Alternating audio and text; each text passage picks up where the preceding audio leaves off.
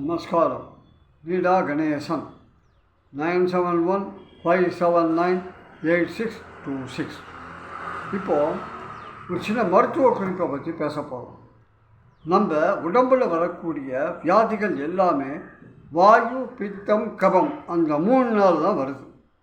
இப்போது உடம்பு முடியல அப்படின்னு சொன்னோன்னா அந்த காலத்தில் என்ன வியாதி, எதனால் பிரச்சனை வருதுன்னு யாருக்குமே தெரியாது. ஆனால் அவங்களாவே சில மருந்துகளை தெரியாமலே சாப்பிட்டு சரி பண்ணிட்டுருங்க. பச்சளை இலையெல்லாம் சாப்பிட்டு இப்போ நம்ம உடம்பு முடியல அப்படின்னு சொன்னால் உடனே ஆலோபதிக்கு போயிடுறோம், டாக்டர்கிட்ட போகிறோம், லட்சக்கணக்கில் செலவாகுது. வேறு வழி இல்லை, செய்கிறோங்கிறத விட ஒன்றும் இல்லை.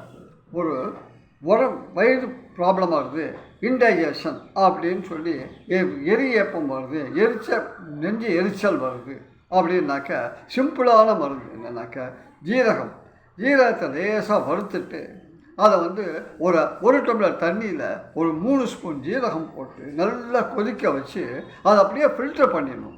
ஃபில்டர் பண்ணி குடித்தோம்னாக்க நம்மளுக்கு அந்த வயிறு உபாதையானது சரியாக போயிடும்.